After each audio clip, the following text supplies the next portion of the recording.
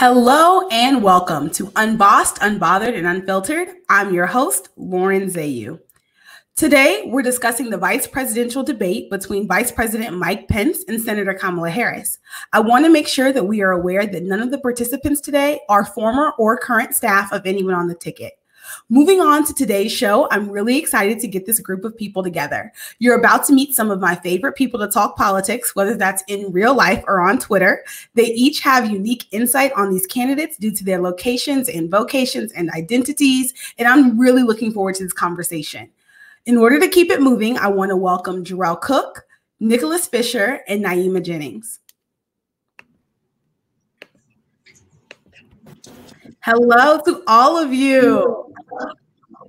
Hi. Hey, Lauren. So we're going to go ahead and get started. I guess familiarize the viewers and listeners with yourself. I mean, I know a bit about your backgrounds, but let's go ahead and start with Naimah as far as what brings you to the show today. So yeah, I'm Naimah Jennings. I'm a native Californian.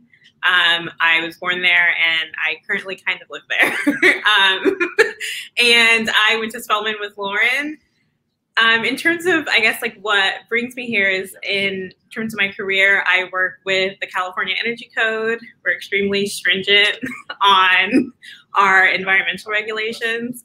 And in terms of what has interested me in politics, back in 2000, when I was, I think, in the first or second grade during the Times election between Gore and Bush won the Times Kids election that we voted on. And I just remember being like, this is rigged. And literally the year 2000 was the beginning of my interest in politics. And it's continued for the last 20 years. So that is a great place to get started.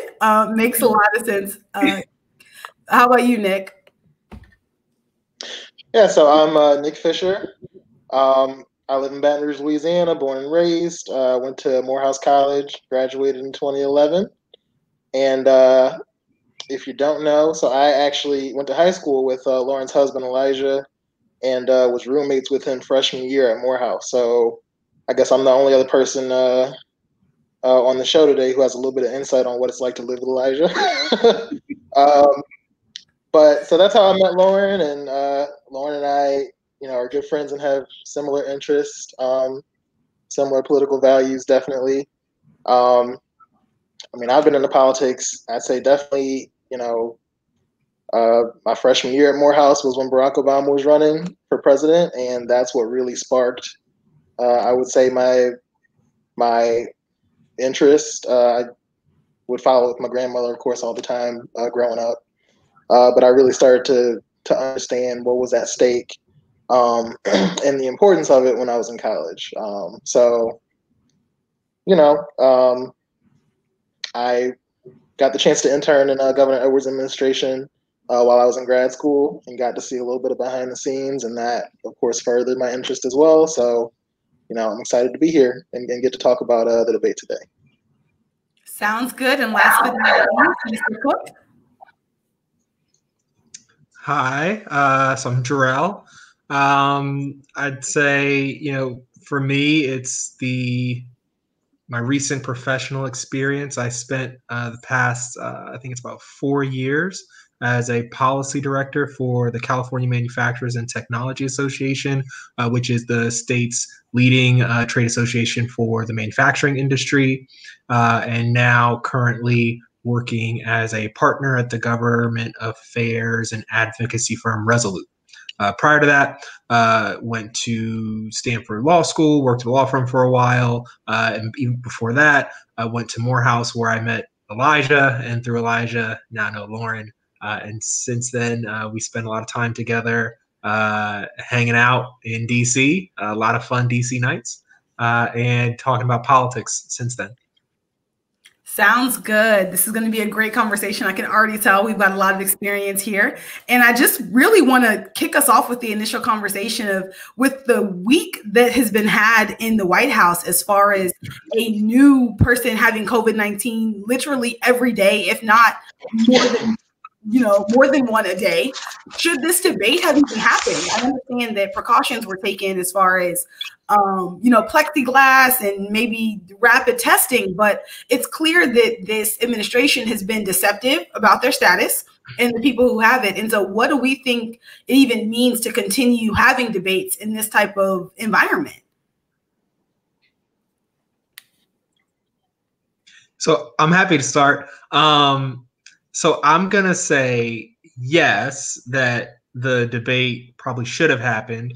And I'll probably say this a lot over the course of the night. If you are, say, part of the Trump campaign, I definitely understand why you needed this debate.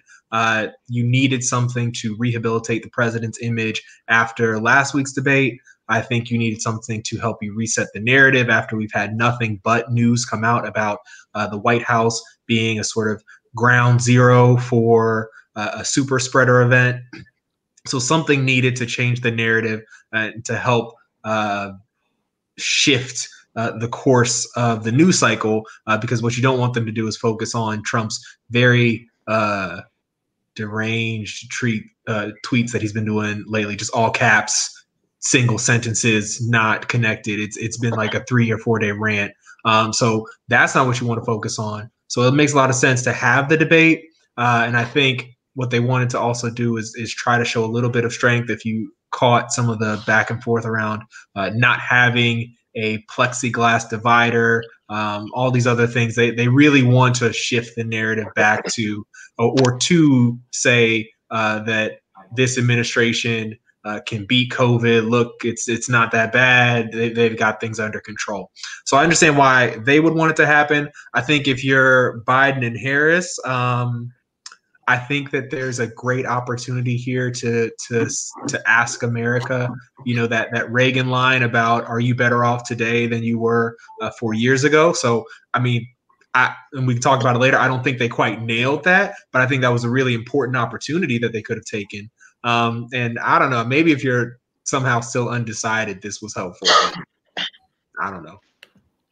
Yeah, I would look at it from that viewpoint of debates just they don't change poll numbers for the most part. I think the last one had like a little bit more of an impact because it was so wild. But this one, I mean, it pretty much went the way that we would have thought it went. I mean, we've seen both Harris and Pence in debates. And I think even the instant poll that was taken afterwards is, I think that Harris became more favorable in voters' view. They felt like they, knew more about her, but Pence stayed at 41% of trustworthiness. So it's just his numbers haven't moved. Trump's numbers really haven't. His approval ratings have not moved really, overall. So with the fact that debates don't really move poll numbers, and the Pence had what looked like pink eye that could be a symptom of coronavirus. It just seemed extremely unnecessary to me to have the debate. And it, to me, also showed that the United States still really isn't taking virus all that seriously, because there's still unnecessary things that are happening. Yeah, unnecessary things. Nick, did you have a response?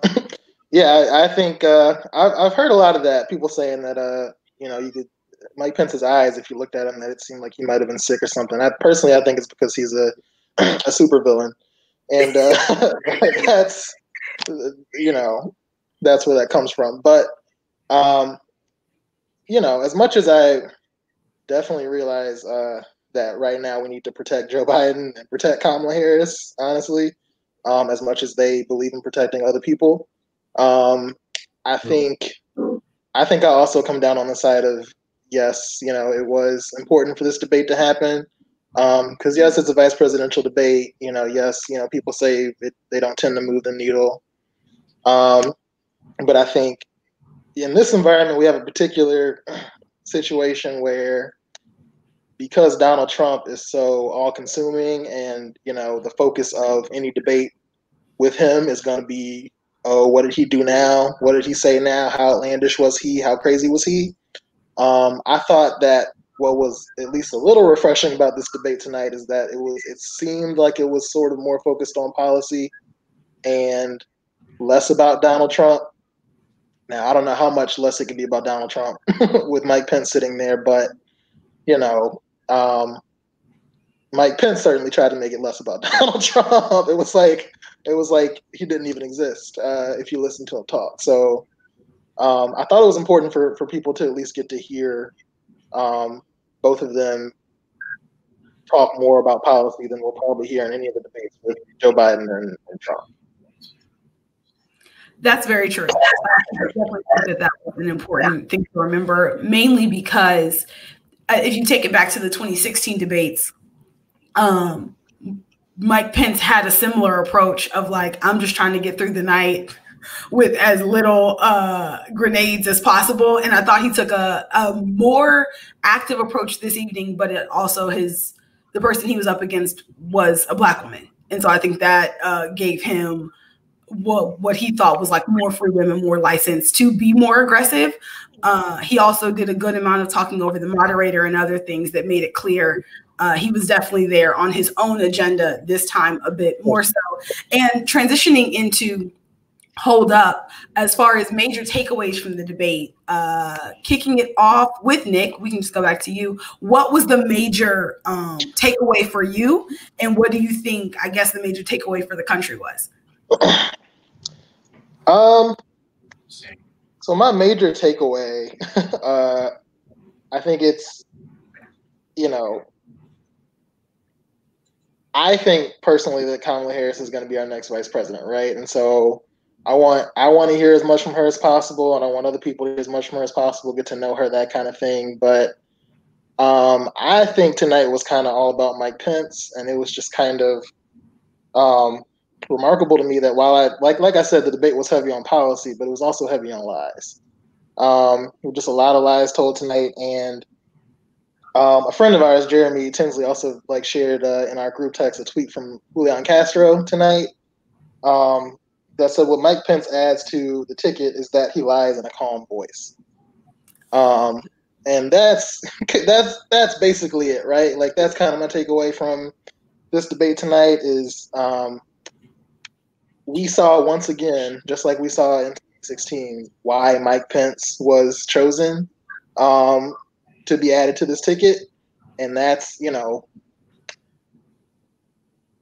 I think Mike Pence is probably going to regret for the rest of his life saying yes to Donald Trump. But Trump's campaign knew what they were doing when they chose this kind of silver-tongued, Mike Pence, who has, whether we want to accept it or not, or believe it or not, this guy has a lot of credibility still with, especially white evangelicals, with conservatives, with the business wing of the party, that kind of thing.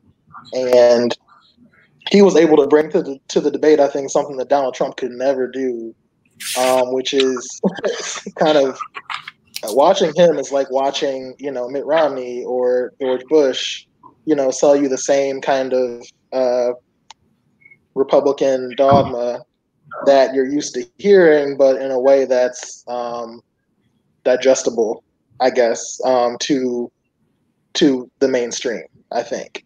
When Trump says something, it's kind of, it's not true, and it's like when your 5-year-old lies to you. You're like, okay, all right, well, that's not true. But when Pence says it, it kind of has this air of, believability and credibility. And so, that's a major takeaway. And I think that people after 4 years are definitely starting to see through it. Or if they don't already see through it, they see through it now. But, I kind of couldn't help but notice that tonight. Sounds good. Naimah, how did you feel about it? So I guess I'm kind of the opposite of you, because I actually thought the debate was remarkably light on policy. And I think that's just, I feel like most Americans don't really care about the specifics of policy anyways. But I mean, no questions were actually answered. Every single time the moderator asked a question of Pence, literally when he was asked on abortion, he responded by talking about the assassination of an Iranian general. That's crazy. He didn't answer any questions whatsoever.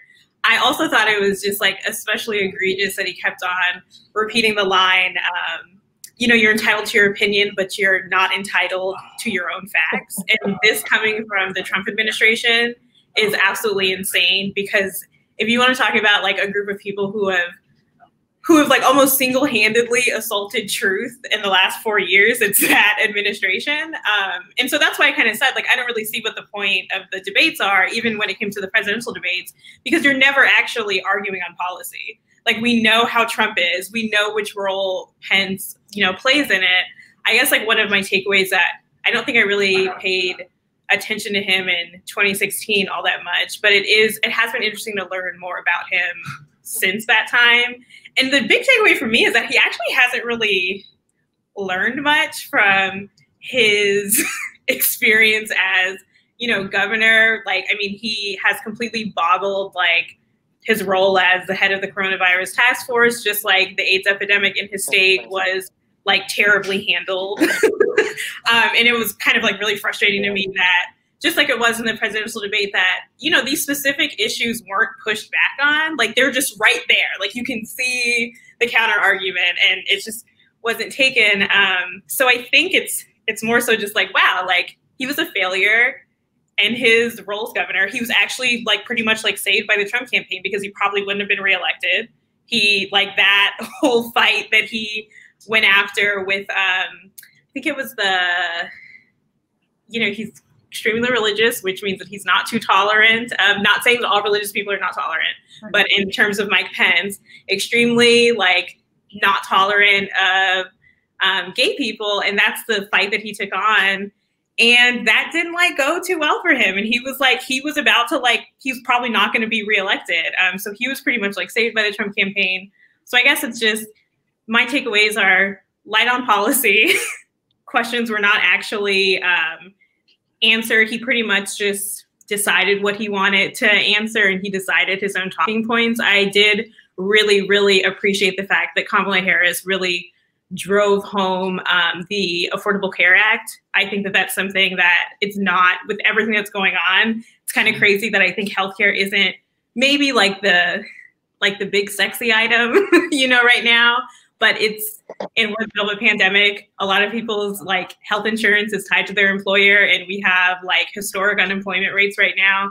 So I really appreciated the fact that she really made it a key focus of her looking into the camera and saying, like, if you have a pre-existing condition, if you have breast cancer, if you have a family member who's sick, like, they're coming for you.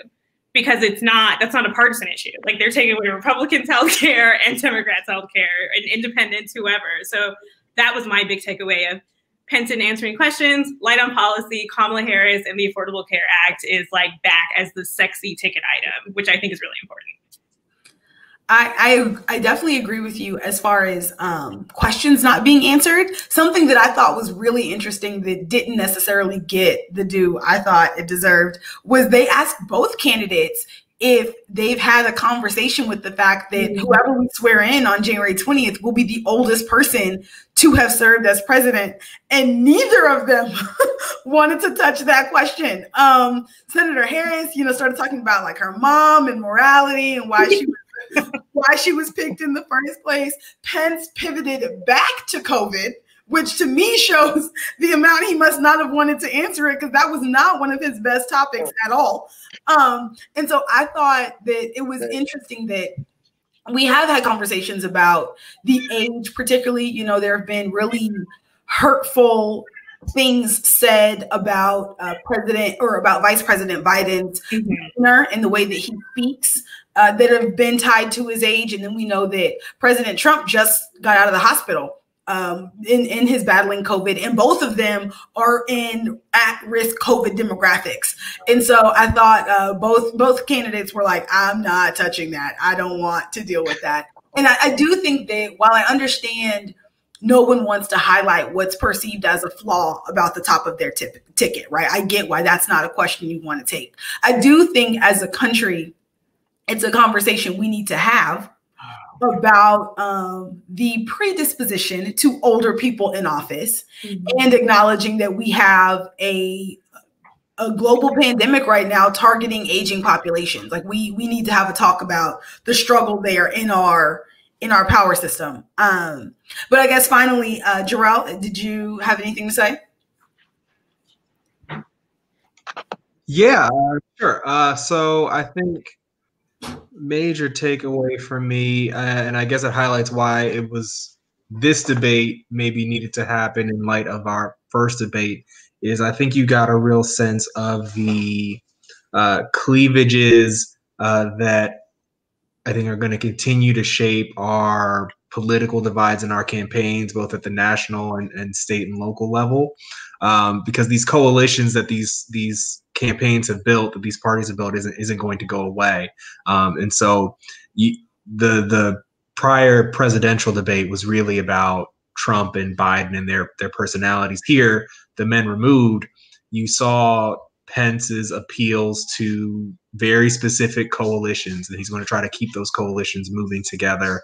Not just him, but the Republican Party. Same thing on the Democrat side. You saw Harris's appeals to those same, or not the same, the coalitions and the members of the coalitions that the Democrats are going to need to keep if they're going to win down ballot races, if they're trying to make plays at the state level. So that, I think, was more interesting to me than what they were actually saying in terms of policy, and even in the sort of impact on the immediate race, is that how these campaigns are pulling people together and campaigning now is how we're going to see them campaign, both parties campaign over the next 4 years. I definitely agree with you on the coalition building and virtue signaling that was happening.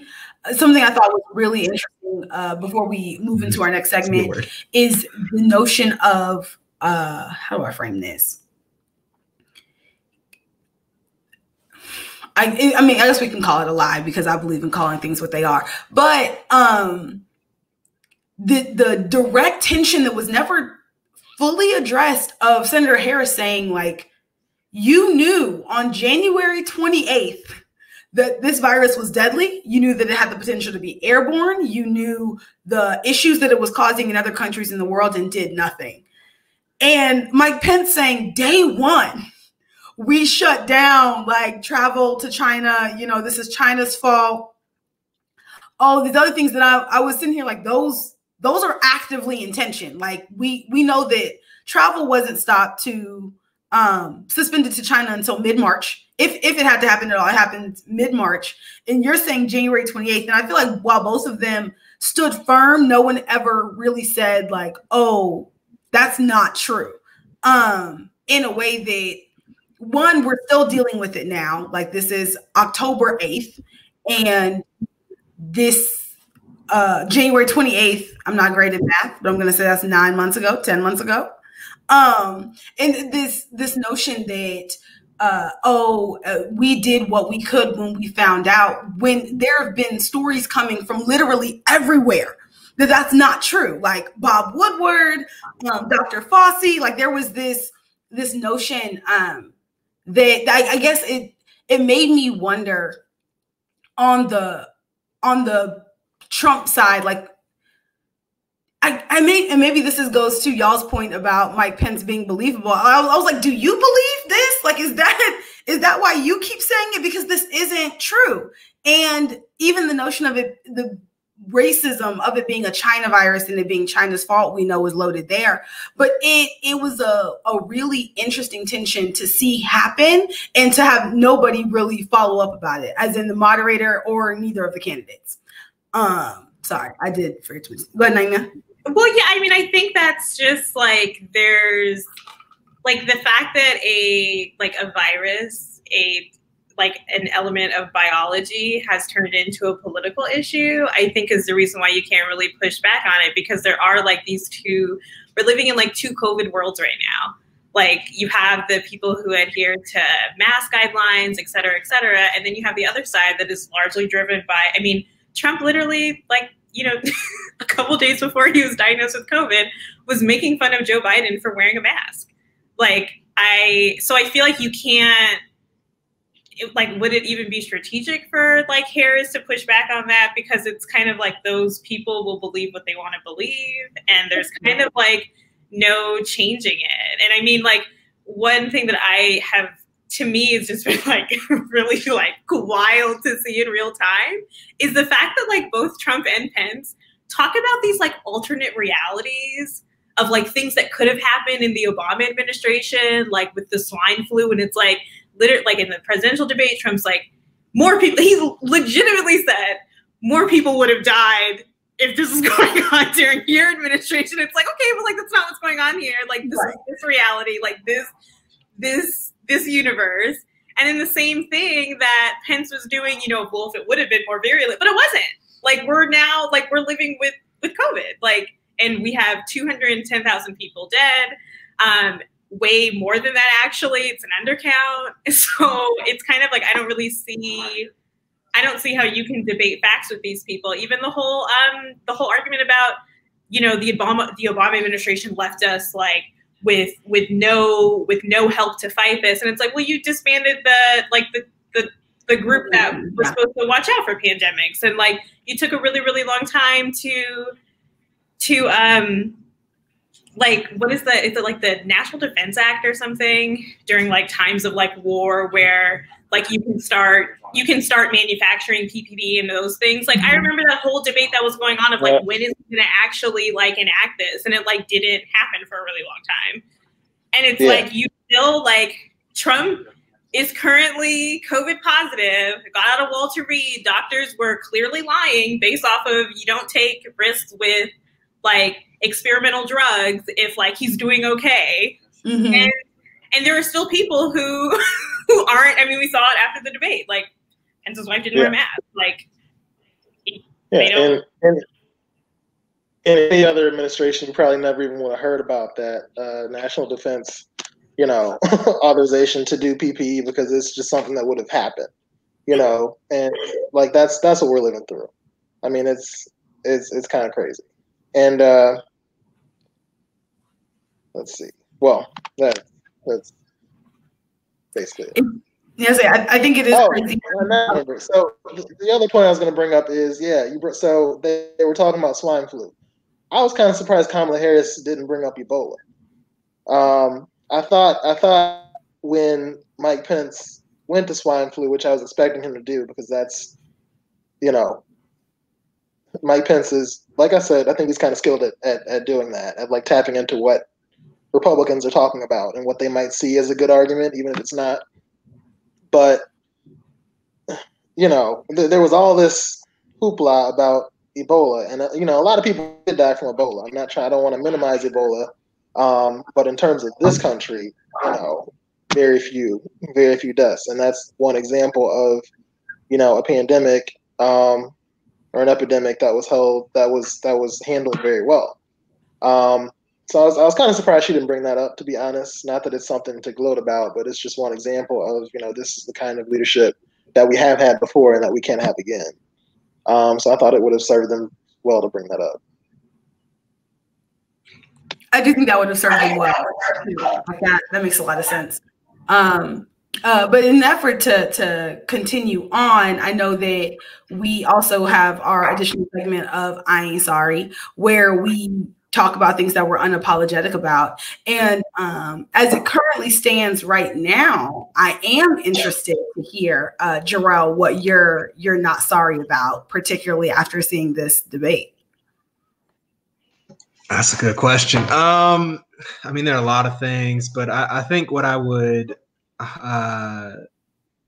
say for the purposes of this conversation is I strongly support viewing politics through the lens of Blackness and what impacts Black people, particularly because I think that the struggles that Black people face in America highlight and reveal a certain sort of injustice that when you fix it, when you ameliorate it, you actually improve the life for all Americans. I think history's shown that very clearly. So I think that that's something I don't apologize for. And what was frustrating about this debate is that you saw the from both, and I hate when people do both sides, but I'll say from both sides, Harris and Pence, is the reduction of Blackness and the issues around Blackness to criminal justice.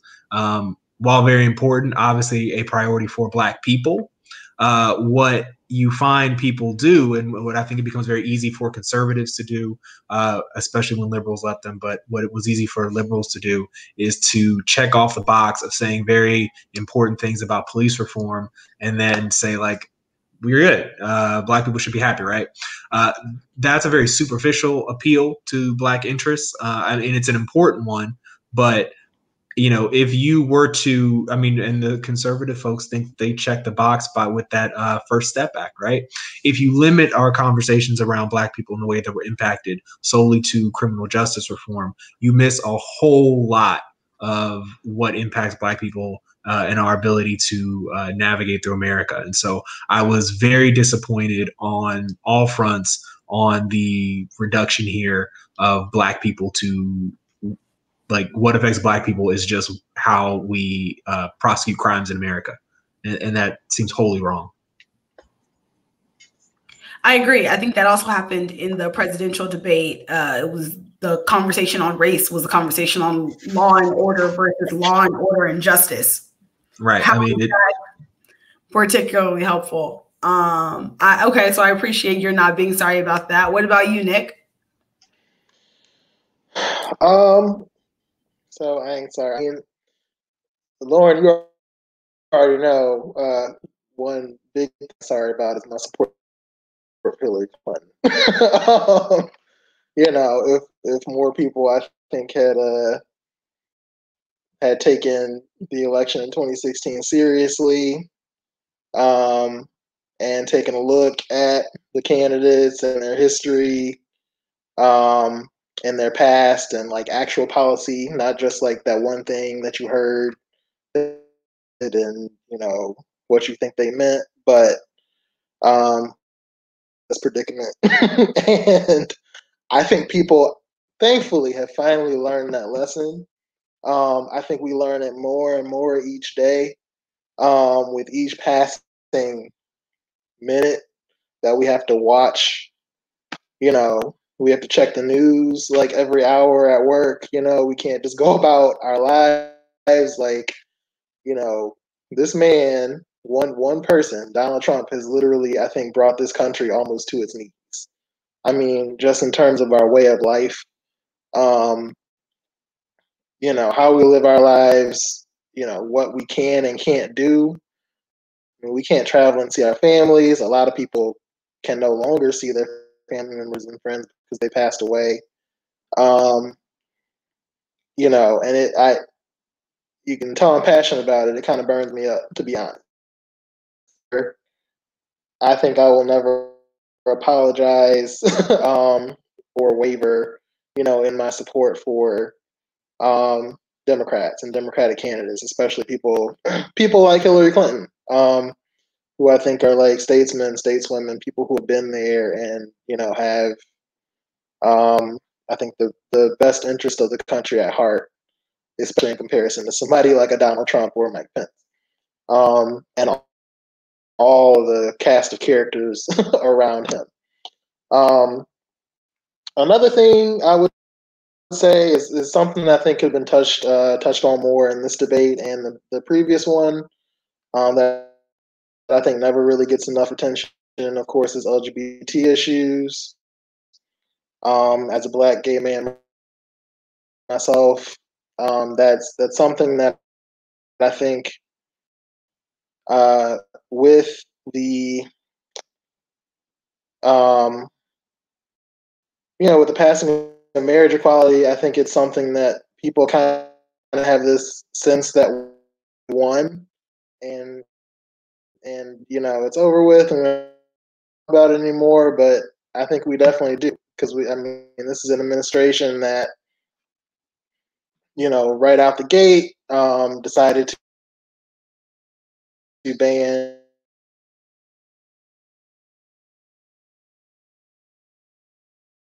transgender military service,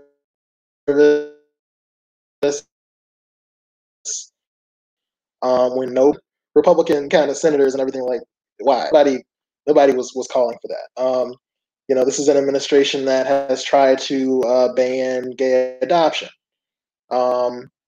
and is trying to do that in court. We've, of course, just found out that 2 Supreme Court justices, Clarence Thomas and Samuel Alito, are now have their eye on overturning marriage equality. So that might not even be a fight that's over. It's something we might have to relitigate. And then just yesterday, we found out that the 31st Black trans woman died this year. Her name was Felicia Harris. And that's something that I really want to see, Democratic candidates talk about more. I think Kamala Harris kind of does talk about it.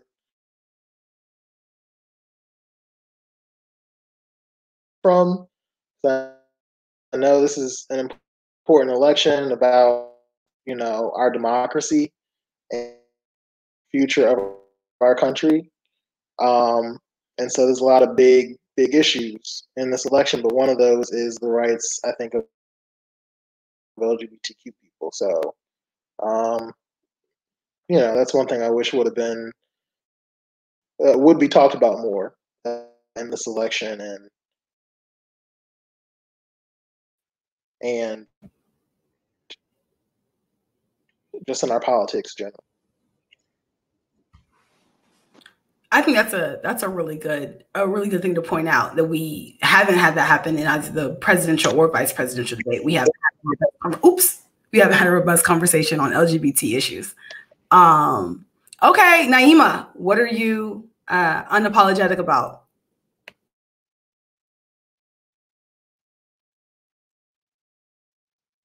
You're muted. Wow. My bad, y'all. I also do this during Zoom meetings. It's super embarrassing. I feel like a kindergartner who the teacher's like, please unmute yourself. But anyways, so I'm unapologetic about lots of things. But to whittle it down to a focus view, the first is I really have to be careful of making sure that I'm not in Twitterverse, which can be really, really hard. But as we've seen, especially in the last 7 months, the idea that both candidates are equally bad, I'm still seeing the takes, and I'm still seeing this, to me, it's a desire to watch the world burn, but it's wrapped in this, no, I just don't believe that the system serves us. And it's that's a very, very valid critique of the system and a critique of our two-party system where a lot of people feel they don't fit. But the fact that I have seen people lose their parents within a matter of a couple days, and just we have a looming eviction crisis, I don't understand how you can look at everything that's going on right now and say with a straight face, these two things, these two people, one possible administration and the current administration are equally bad. We've seen how bad things can get. And I think one thing that's always really, really important to remember is that things can always get worse. There's always a way to get worse. 2020 is hot. If it's hot as anything, when we think we're at the bottom is still a little bit of a ways down.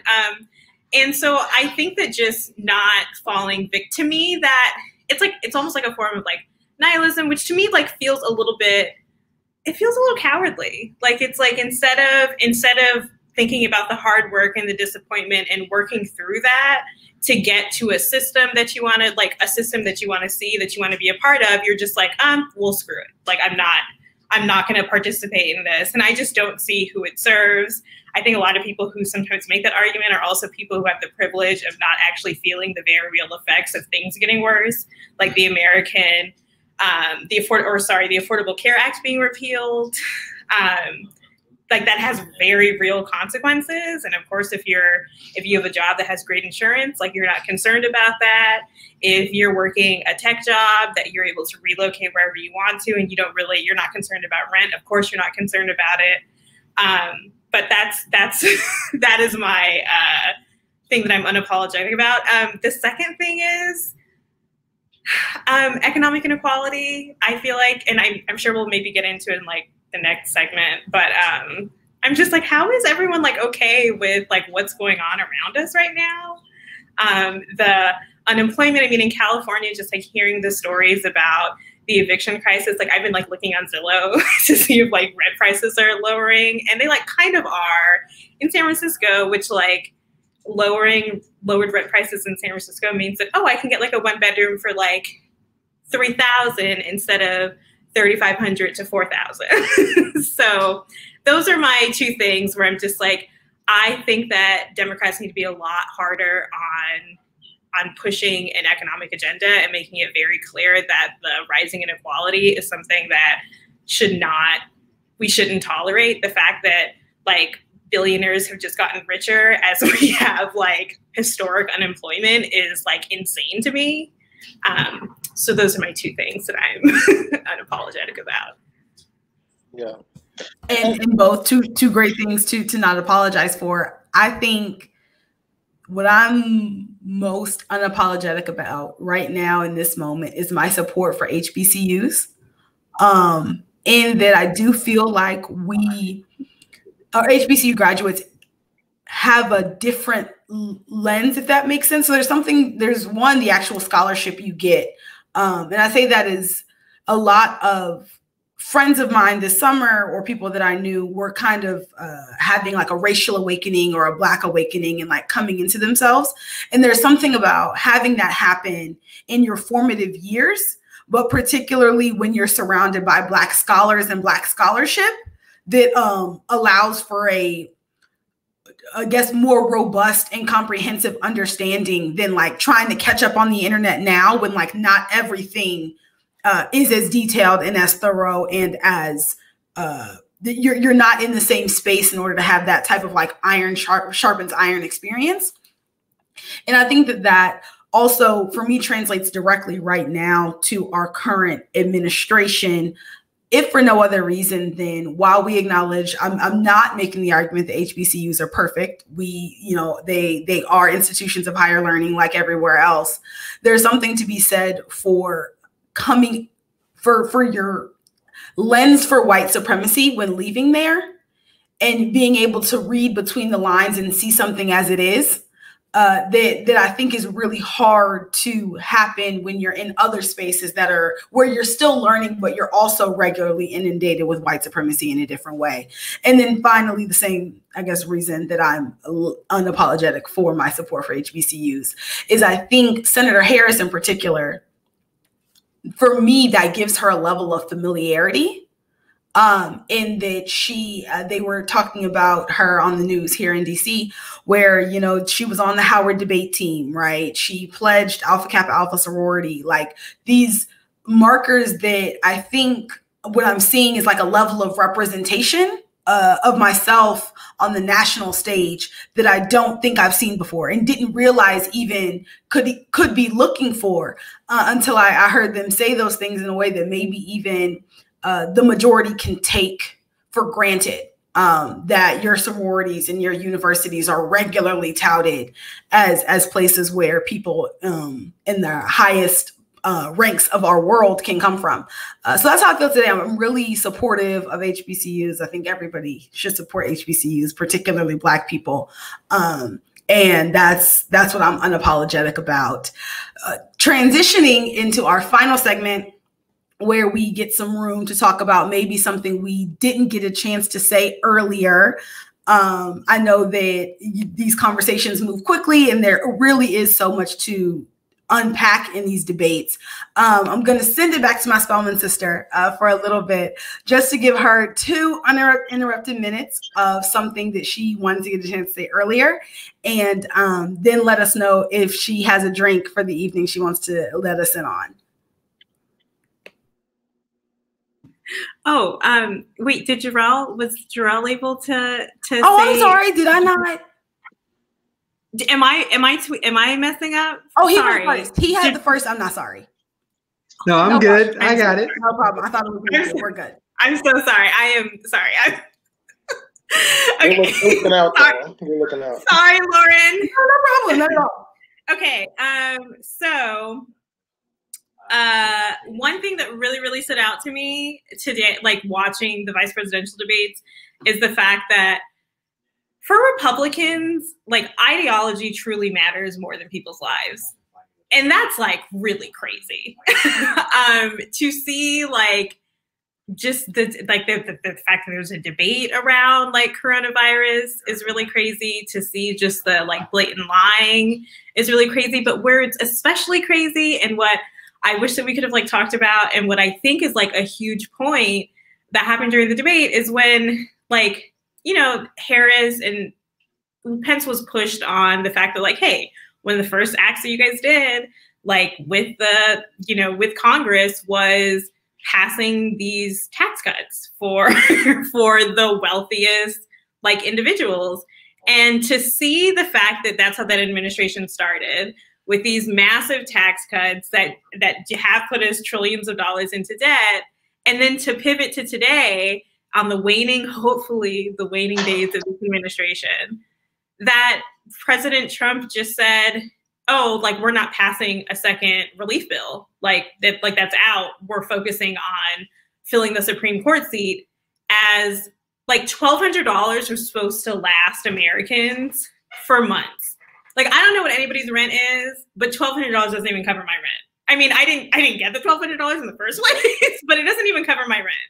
And so the fact that like it just so clearly, like they only care about that certain class of people, and they're just letting millions suffer as like food pantry lines are getting longer and longer. People are losing their health insurance in the middle of a pandemic. They're actively suing to try to like strike down the pre-existing condition part of the Affordable Care Act. The Affordable Care Act is what's on the line with the Supreme Court seat being filled. It's just like really, it's like really disgusting. Like to just be frank, it's like super disgusting.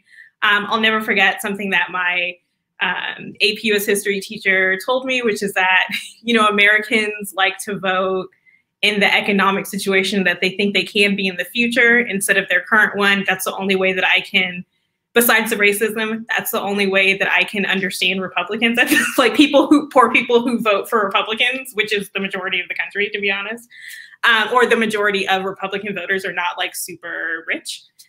So that is my thing that I wish we would have focused on a little bit more.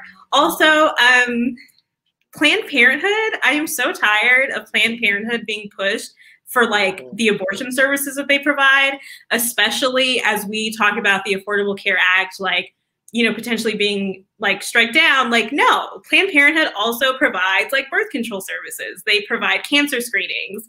I had cervical cancer. That's something I'm like, the fact that like I found out on like a random pap smear that I like didn't even know I was getting that day, which is a lot. But it's just like the fact that, you know, women, people who identify as women, like are potentially not going to have access to basically affordable healthcare services is really frustrating. And I'm just really, really tired of there not being pushback on Planned Parenthood is not just about abortions. Planned Parenthood is about healthcare in general, period. And accessible and affordable healthcare, period. So that is my thing.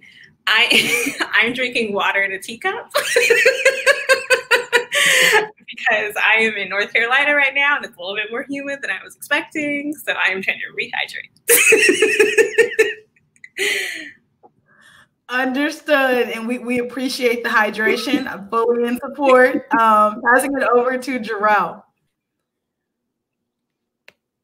Okay, so I will bend the rules the way that our VP debate candidates did, and the president and the presidential candidates did, because I have three things, and I'll go through them quickly, but I just got to get them because it each one bothers me equally.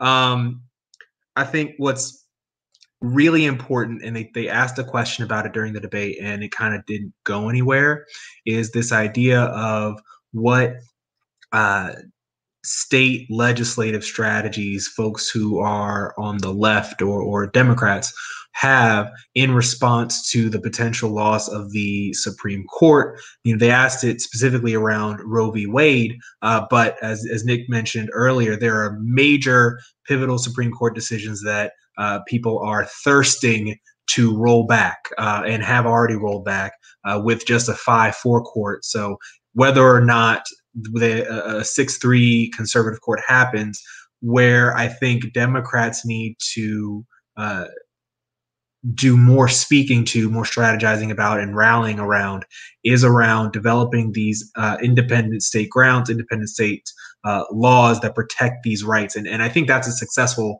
way to build a coalition in the future. But I'm not hearing that, and I find that somewhat disappointing. Maybe I shouldn't expect to hear it at the presidential level, but the fact that it just it was asked and fizzled bothered me.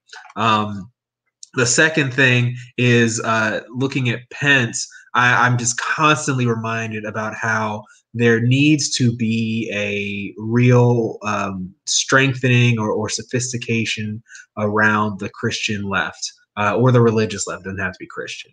But it sort of mirrors the Christian right. But the Christian left, using that framework, has an equally strong message that I think could inform their politics the same way that evangelicals and the Christian right have used it to inform what they do. There's a real gap and a real need, because what you see strategically is Pence sort of retreats back into that turtle shell and whenever he gets challenged too much, and I think you see that all the time on sort of conservative talking points, is that they bring things back to faith and religion, and they don't have to apologize for it because it's their faith. I think that Biden has actually done an good job, better than I think previous Democrats that I can recall, about channeling his Catholic faith, making that something that is a part of the conversation. I'm hoping to see that grow and sort of branch out, because I think that in addition to Catholics, you got non-Catholic Christians, you got Muslims, you got a bunch of folks that are religious, and that their religion informs their politics, but that politics looks completely different. But they don't talk about it, and they don't talk about the connection between the two in the same way that you see in conservative circles. And I think that'd be powerful. And the last thing, just because I would be remiss to not talk about it, given how I've spent the last 4 years, is that they had a conversation about manufacturing, and it was terrible. I won't bore people getting too deep into manufacturing policy, but that nobody talked about it in a way that was at all competent or at all like showed any sign of understanding how the industry works and where it's going and what it needs. It is just a fact that the trade war, if you want to call it that, with China hurt the American manufacturing industry, and you can speak to the like press releases and data coming from the National Association of Manufacturing, the industry trade group, that says that very clearly. It was a very bad trade war. It was and it was detrimental for American manufacturing workers. There was no question about that. And I think that conservatives, Trump in particular, has tried to own the manufacturing narrative. And I think that's been a mistake, that the left has sort of let that go, because Obama did when he first came into office. He had a manufacturing czar. I think that,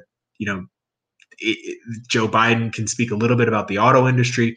So there's a good manufacturing story to tell. They also focus on, again, a false narrative about manufacturing and its connection to fossil fuels and these other things. Because if you're talking about a Green New Deal, if you're talking about all of this innovation that even Pence is talking about, that innovation is around clean manufacturing and green jobs. So there's and even like, and I could do this all day, but there are many manufacturers, even the ones that you might think of are either not invested in this space around clean energy and climate change, folks that don't play in this space, the way that they're choosing to produce their energy.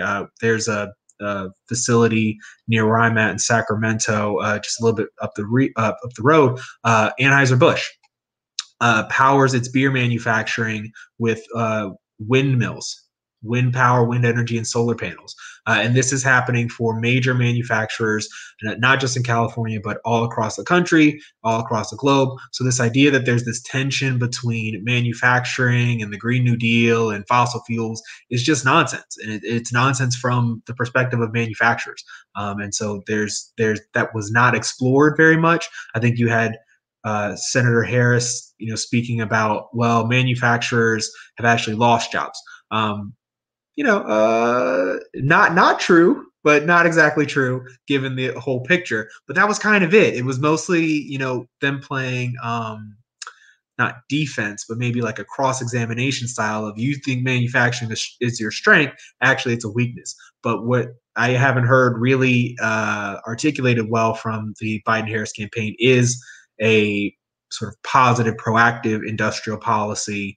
I think that they, at best, I think they're not doing enough to respond to the sort of counterattacks that the Trump-Pence campaign had stocked up when they thought they were going to run against like Bernie Sanders and trying to insult the Green New Deal.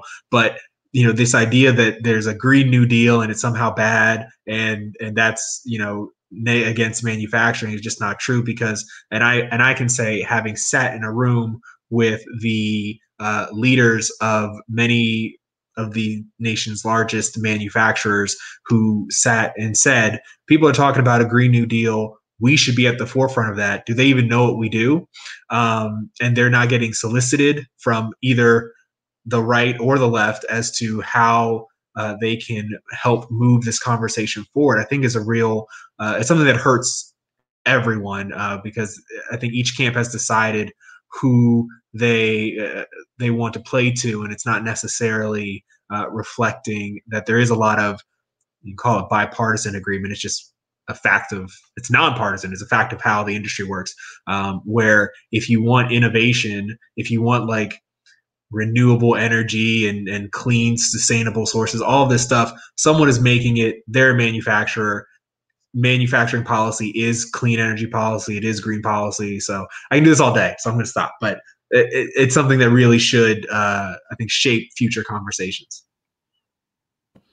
I appreciate that. That's actually really good. I didn't know that. So that's definitely a new feather in my cap. Nick, that's what I did. What would you like to give us in your rant? Yeah, so first of all, I want to say there's so many good points that Jarrell just made, especially like, in terms of like how much building and rebuilding the left is now going to have to do. I mean, like, the country in general, but especially our side, it's, it kind of goes back all the way back to the election of Barack Obama. We were in charge of, the federal government, but in terms of like state legislatures, local and county offices, that kind of thing, we got like, and we lost, and it was just a sea of red, starting in 2010, and we're just now starting to recover from that, with the election in 2018 and hopefully 2020. So definitely we need to be doing some rebuilding. In terms of like our movements and a lot of that, churches do have a lot to do with, and religious organizations have a lot to do with kind of movement building on the left. People might be surprised to know that, but that's something that I learned, in my brief time in the governor's office. And I also want to co-sign a couple of things that I have talked about. Number one being healthcare, because tonight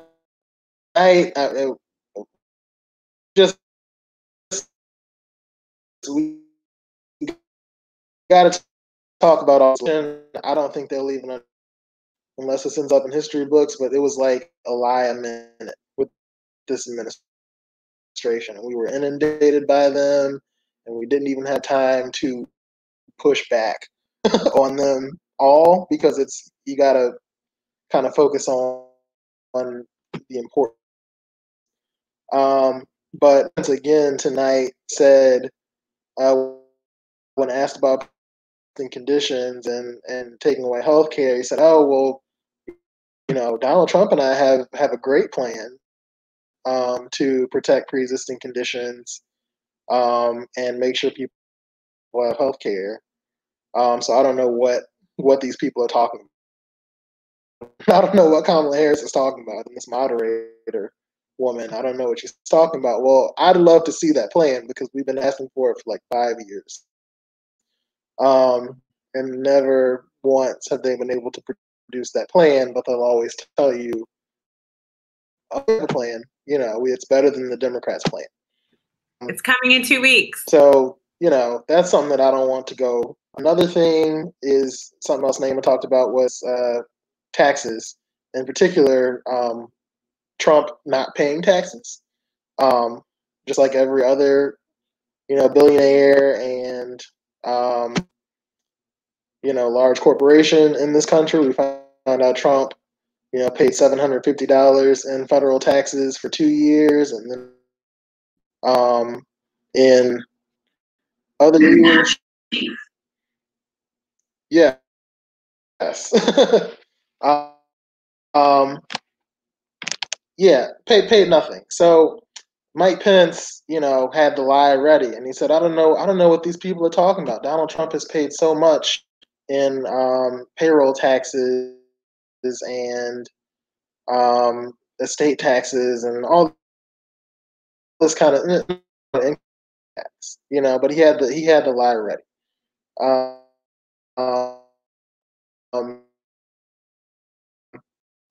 So that's something that I hope people will talk more about and realize. And then for, I guess, the end of my rant, one thing that I've been really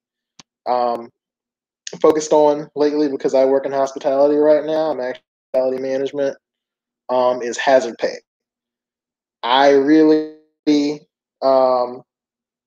it's important for all of our essential workers, not just healthcare workers, but people who work in grocery stores and hotels, work for airlines, work in malls, restaurants, those kinds of things, who constantly all day have people in place, and these people are not wearing masks. These people refuse to stand behind the plexiglass. I know from experience, people have to deal with that all the time. And I think those people, teachers, I think those people deserve hazard pay, and we need to have, cities, states, and I think our federal government needs to come up with some kind of plan to encourage that and put that in place, however long we're going to be living through it. So I put that out there.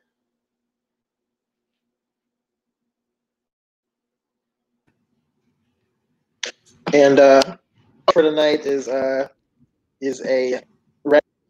Jack Honey, a little bit of simple.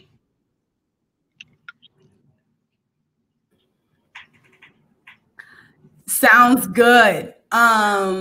So that works. My last little bit for tonight before we go ahead and sign off is essentially, I wish Democrats were paying more attention to this Supreme Court seat.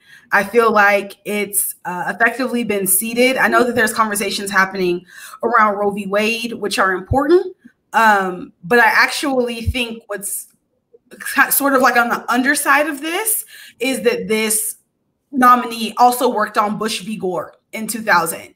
And so I think one of the reasons why they're pushing her, particularly before the election, is that they predict a court battle about this election and want someone on their side for that. And so I wish that was getting a bit more of a fight. I know that, needless to say, there's a lot of things to fight at any given moment with this administration, but there is a chance that if they do get that seat, they can keep it close for the rest of the next little bit and not be concerned with ever really truly having to be accountable to the American people for democracy in an election. And so the joke I've been making, but it's not really a joke, is that I think all systems go, as in, I know that the votes aren't there. So for me, that means you need to keep the actual hearing from happening. If that's activists locking themselves to the Senate doors, if that's if they call, like whatever needs to happen to physically obstruct this hearing from occurring, because I think that there are, needless to say, nefarious plans afoot, and they need to be met with the urgency and danger that they actually are. And similarly to Naimah, tonight I am partaking in water because it's been such a day, y'all. I mean, watching the debate, you have to be focused and hydrated. But going ahead and wrapping it up, I have enjoyed all of you so much. This conversation has been as robust as I thought it would be.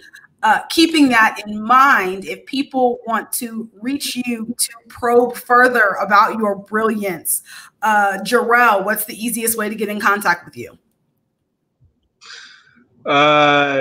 You can Twitter, I guess. My professional Twitter. You can use Resolute Jarrell at Resolute Jarrell. Resolute Jarrell. Okay, Nick. Everybody can at me on Twitter at Nikki Come Lately. It's NICKI Come Lately. Instagram, same, Nikki Come Lately. Sounds good. Naimah? For the hot takes, I'm on Twitter. And it's underscore Neems, Neems, and it's a picture of a kind of depressed looking chihuahua in a hoodie. So that is me. Good to know. Good to know. Right. In that case, I'm going to go ahead and wrap things up here. Thank y'all so much for being on. And I hope to have each of you on in an individual capacity at sometime soon. Thanks so much, Lauren. Bye. Anytime. No problem. Thanks, Lauren. Congrats on the show. Thank you. You have just wrapped Unbossed, Unbothered, and Unfiltered, a response to the vice presidential debate.